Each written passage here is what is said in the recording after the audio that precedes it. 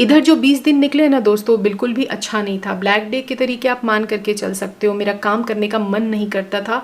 जो wisdom tooth मेरा extract हुआ था ना, मतलब 2 निकला था, उसके दर्द की वजह से मैं काफ़ी परेशान रहती थी। ऐसा नहीं कि मैं कुछ नहीं करती थी, काम करती तो थी, बस खाना बनाना, लेकिन फिर जा करके बिस्तर में लेट जाती थी। लेकिन जो कामकाजू महिला है, जो गृहिणी दिन भर घर में काम करती रहती है, कुछ प्रोडक्टिव करती रहती है, तो उसको अंदाजा हो जाता है कि बाद में आपको कड़ी मेहनत करनी पड़ेगी, क्योंकि ना आप ऐसे ही घर को छोड़ चुके हो। आपका तो एक हेल्थ सपोर्ट नहीं कर रहा है, फिजिकली आप काम नहीं कर पा रहे, तो जाहिर सी बात है उतने दिन तक मैंने जो अपना घर छोड़ दिया था ना, उतने दिन तक जो मेरे किचन का हाल रहा है वो मैं ही समझ सकती हूँ। अगर आपका खुद का मकान है ना दोस्तों, तो ये सच्चाई है कि आप मेड के भरोसे ज़्यादा तो रह नहीं सकते हो।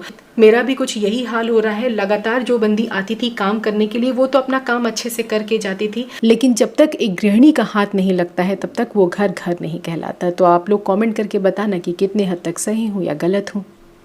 तो आज मैं किचन का मेजर जो हिस्सा है, जहाँ पे मुझे लगता है कि साफ़ सफाई करनी ज़रूरी है, वो मैं आज कर रही हूँ।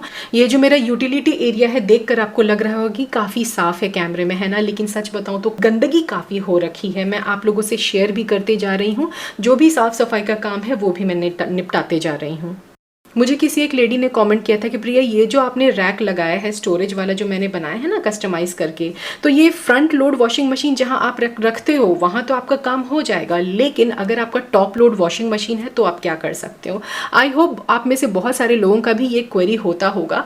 देखिए, उस केस में ना जाहिर सी बात है आप इस तरीके का रैक तो लगा नहीं सकते हो, लेकिन हाँ, अगर आपका वर्टिकल स्पेस है, उस केस में ना इस रैक को वॉशिंग मशीन के ऊपर रखने के बजाय आप कहीं पे साइड पे रख सकते हैं, या फिर दोस्तों आप DIY करके वुडन शेल्फ भी बना करके वॉल पे डायरेक्टली हैंग कर सकते हैं। क्या है ना कि देखो, साफ सफाई के मामले में हर एक लोगों का अपना अलग अलग नजरिया होता है, ऑर्गेनाइजेशन के मामले में भी अपना अलग अलग नजरिया होता है। तो देखो, जो हाउस हेल्पर है, हम उनसे उम्मीद लगा के तो नहीं रख सकते कि भाई मैं जिस तरीके से घर को रखती हूँ बिल्कुल तुम भी उसी तरीके से रखो, नाइंसाफी हो जाएगा उनके साथ। तो मेरे साथ ये एक एडवांटेज है कि मुझे ज्यादा मेहनत नहीं लगने वाला है, क्योंकि हर एक चीज के लिए ना मैंने प्रॉपर टूल्स रखे हैं। तो देखो, वॉशिंग मशीन तो काफ़ी भारी है, इधर उधर शिफ्ट करके साफ सफाई करना काफ़ी मुश्किल हो जाता है। तो जो मेरे पास ये एडजस्टेबल ब्रश था, मैंने पहले भी आप लोगों से शेयर किया था कि जो ब्रश मेरे टूट जाते हैं, जैसे ये टूट चुका है, तो इसको सिर्फ नीचे का ही साफ सफाई करने में मैं काम में ले रही हूँ। और इसके जो ब्रिस्टल्स हैं ना, ये काफ़ी लंबे हैं, कोने कोने से पतले जगह पे आप इसकी सफाई कर सकते हो। तो जहाँ पे सीमेंटेड एरिया है, खासकर ये नेग्लेक्टेड पार्ट है जहाँ पे पाइप वगैरह रहता है ना, यहाँ पे मकड़ी के जाले बहुत ज़्यादा हो जाते हैं, और यहाँ पे यहीं पे दोस्तों ज़्यादा चांसेस रहते हैं छिपकली, चूहे, कीड़े मकोड़े बहुत सारे। तो अब देखो, 20 दिन से लगातार अगर आपका घर साफ नहीं होता है तो आपको तरीके से साफ करना बहुत ज़रूरी हो जाता है। एक तरीके से मेरा डीप क्लीनिंग ही हो रहा है। और ये जो ब्रश है ना, इसके मदद से मैं कोने कोने में साफ सफाई कर सकती हूँ, पाइप को उठा करके नीचे से साफ सफाई कर सकती हूँ। तो मेरा मेहनत भी कम लगता है, प्लस अच्छी तरीके से सफाई भी हो जाती है।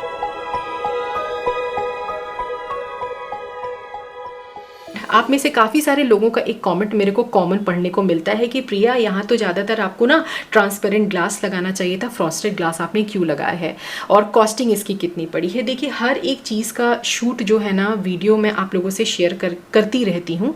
तो सबसे पहले आपको बता दूँ, यहाँ फ्रॉस्टेड फिल्म लगाया गया है, मार्केट से परचेज करके डायरेक्टली हमने ग्लास फ्रॉस्टेड नहीं लगाया है। तो इसको लगाने का मेरा एक ही पर्पज़ था, क्योंकि डायरेक्टली जो सनलाइट है ना, वो शीशे पे पड़ता था, किचन में काम करना बहुत ही मुश्किल हो जाता था, रोशनी बड़ी तेज आती थी और के आसपास का एरिया एकदम हीट हो जाता था।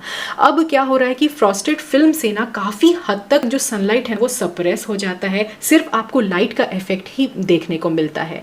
और दूसरा रीज़न ये है कि आंधी तूफान बारिश में ना ट्रांसपेरेंट ग्लास देखने में बिल्कुल अच्छा नहीं लगता था। पीछे की तरफ तो डेफिनेटली हम साफ उतना कर नहीं सकते हैं। अब इसकी साफ सफाई के बारे में अगर मैं बात करूँ ना दोस्तों, तो मैं ज़्यादा मेहनत नहीं करती हूँ। क्यों? क्योंकि मेरे पास एक बढ़िया सा टूल है रखा हुआ, जिसको हम बोलते हैं स्प्रे बॉटल। काफ़ी हाइट तक इसका पानी जाता है, तो मुझे टेबल या फिर मुझे स्टेयर्स लेकर के शीशे को साफ़ करने की ज़रूरत नहीं पड़ती है। एक जगह मैं खड़ी हो जाती हूँ, स्प्रे कर लेती हूँ, उसके बाद मैं क्या करती हूँ, जो वाइपर है ना, उसमें दुपट्टा या कपड़े लगा करके जो भी हमने पानी स्प्रे किया है उसको अच्छे तरीके से मैं वाइप आउट कर लेती हूँ। जब आप ऐसे छोटे छोटे टूल्स रखोगे ना, तो आपका काम बेहतरीन और आसान भी हो जाता है। और देखिए, आपको यहाँ पे ना किसी की मदद की भी नहीं ज़रूरत पड़ती है। तो ये जो प्रोडक्ट है ना, मैं आप सबको डेफिनेटली डेफिनेटली रिकमेंड करूंगी कि आप लोग लीजिए। ऑनलाइन भी मिल जाएगा और कोई भी लोकल शॉप से भी आप जा करके इसको परचेज कर सकते हैं। मेरे घर में जगह जगह पे आइटम्स रखने का मुझे बिल्कुल भी शौक नहीं है। जब मुझे लगता है कि चीज़ें ज़रूरत है मुझे, या ऐसा ऑर्गेनाइजेशन या ऐसा ऑर्गेनाइज़र ज़रूरत है मुझे, या तो मैं DIY कर लेती हूँ या मार्केट से परचेज कर लेती हूँ। ये शेल्फ काफ़ी हद तक मुझे आराम दिया है। जितना भी मेरा काम है ना, या जितना भी सामान मेरा बिखरा पड़ा रहता था, या यूँ कहूँ तो प्रॉपर स्पेस यूटिलाइजेशन मैं अच्छे तरीके से यहाँ पे कर पाती हूँ। तो इसको साफ़ करने के लिए सिंपल मॉइस्ट कपड़ा ले करके एक बार चला देती हूँ। इसमें हमने ऑयल पेंट किया हुआ है तो गंदगी ज़्यादा इसमें बैठता नहीं है। किचन से रिलेटेड दोस्तों जितना भी सामान है ना, मैं एक ही जगह इकट्ठा करके रखती हूँ, क्योंकि ये चीज़ मेरे दिमाग में रहता है। फॉर एग्जांपल दोस्तों, मेरे पास 2-3 किचन के अच्छे अच्छे एप्रन रखे हुए हैं। किचन के जो हैंड टाल होते हैं, जो डस्टिंग के लिए जो कपड़े होते हैं, इन सभी के लिए मैंने अलग अलग बास्केट बना करके रखा हुआ है। जो भी चिमनी साफ करने के लिए छोटे छोटे, मैंने आप लोगों से शेयर किया था कि होजरी वाले कपड़े हैं, उनको मैंने सिल करके अच्छे तरीके से पेपर वाले बैग में रखा हुआ है। तो रिसाइकिल भी मैं चीज़ों को करती जाती हूँ, जिससे कि मेरा पैसा भी बच जाता है।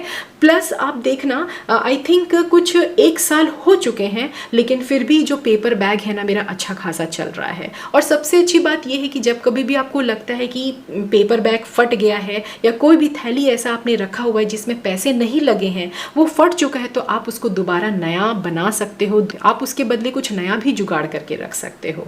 वैसे तो ज़्यादातर लोग यही कहते हैं कि प्लास्टिक का कोई भी आइटम हमें यूज़ नहीं करना चाहिए, लेकिन देखिए क्या है ना दोस्तों कि हम लोग मिडिल क्लास फैमिली से बिलोंग करते हैं।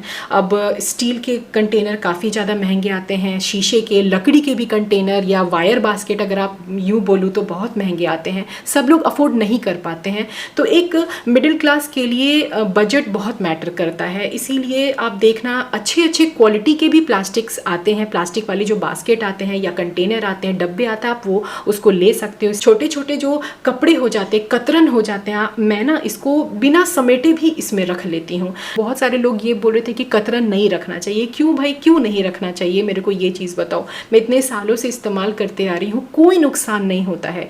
कोई भी फटे कपड़े दूसरों को देने से अच्छा आप उसको रीपर्पस कर लीजिए, जब तक कि वो खराब ना हो जाए। देखो, अगर आप दिमाग को पॉजिटिव सोच में लगाओगे ना, तो आपका कभी भी कोई भी नुकसान नहीं होगा। फॉर श्योर मैं गारंटी दे करके कहती हूँ।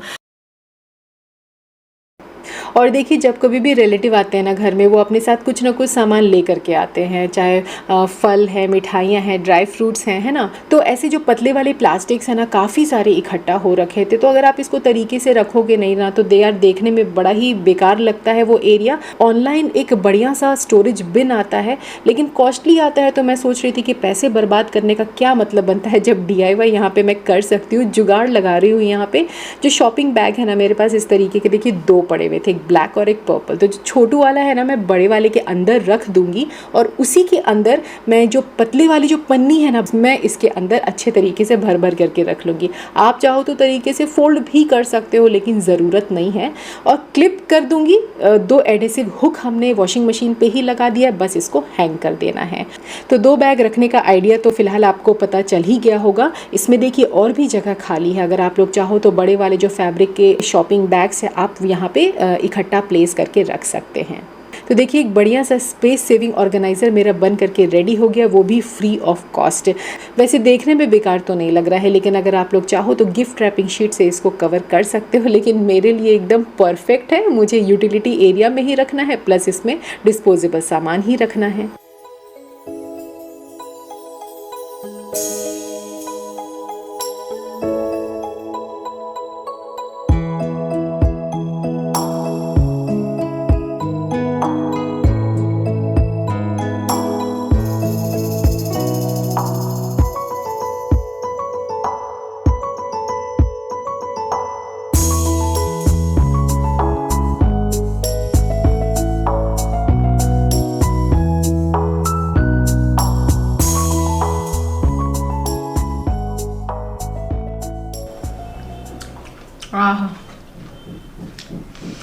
मज़ा आ गया भाई। इससे अच्छा ड्रिंक और क्या ही हो सकता है बताओ। गर्मी के दिन में थकावट हो, बीच बीच में आप इसको पी सकते हैं, मज़ा आ जाता है।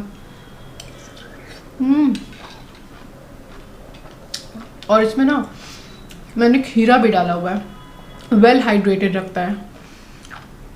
मैं बहुत थक जाती हूँ, पता है इधर बीच पता नहीं क्या हो रहा है, काफ़ी थकान हो जाता है काम करते करते। बीच में ब्रेक ले लेती हूँ आराम से, इत्मीनान से। आपने पूछा था ना ये चीज़, इसीलिए मैं आप लोगों से शेयर करें। आपने बोला था कि प्रिया सत्तू वाला ड्रिंक बना करके बताना हमें, तो ये देखो आपकी प्रिया ने शेयर कर दिया। आप लोग भी पीजिए, पर ट्राई कीजिए। नींबू डालने के बाद ना इसका स्वाद अति उत्तम हो जाता है, यकीन मानिए। अगर आप चाहो तो दही भी डाल सकते हो इसमें। मुझे ना कच्चा प्याज बहुत ज़्यादा अच्छा लगता है। मैं चाहे सैलड लूँ, चाहे मैं एवे ही आप मुझे बोल दो खाने के लिए, I just love to eat कच्चा प्याज और उसके ऊपर लेमन एंड काला नमक। आई लव इट गाइज, आप लोग भी ज़रूर ट्राई करना। आज मैं अपने पेंट्री कैबिनेट का ना थोड़ा लुक चेंज करने वाली हूँ, मतलब यूँ कहूँ तो थोड़ा अच्छे तरीके से इसको ऑर्गेनाइज़ करूँगी। क्या है कि यहाँ पे जितने भी कंटेनर्स आप देखोगे ना, ज़्यादातर तो एक ही हाइट के हैं, तो उनको रखना थोड़ा मेरे लिए मुश्किल हो रहा था। तो अगर आप भी ऐसे प्रॉब्लम फेस करते हैं अपने किचन में, तो एक बढ़िया सा DIY चलिए आप लोगों से हम शेयर करते हैं।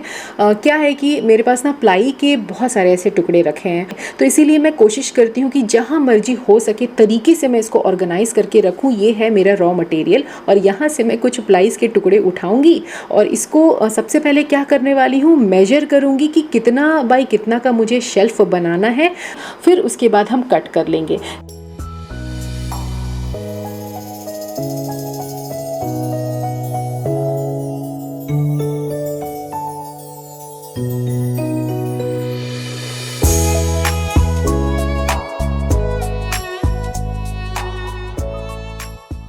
प्लाईज की कटिंग देखने में बहुत ही आसान लगता है कि आप इसको आसानी से घर पे कट कर पाओगे, लेकिन इसमें मेहनत काफ़ी लगती है। या आप टाइम बचाने के लिए लोकल कारपेंटर के शॉप पे जा करके भी ये काम करवा सकते हैं।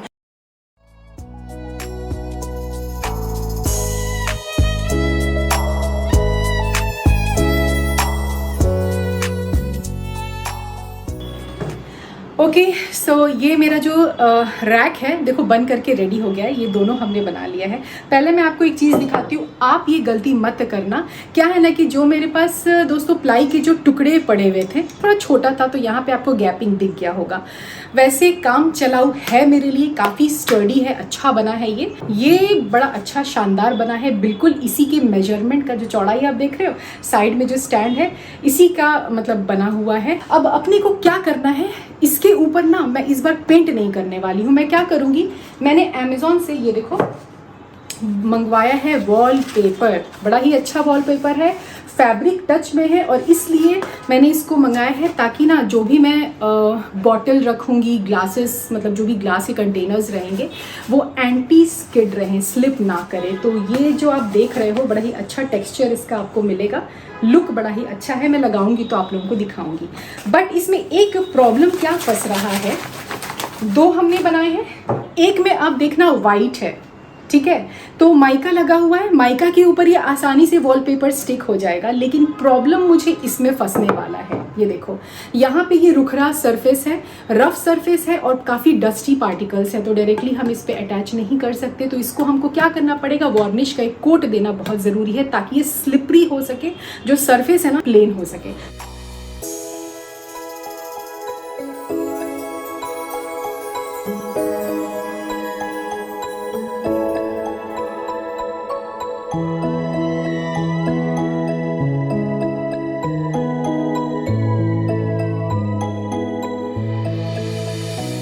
तो देखिए दोस्तों, अब बढ़िया सा मेरा स्टैकेबल शेल्फ बन करके रेडी हो गया है।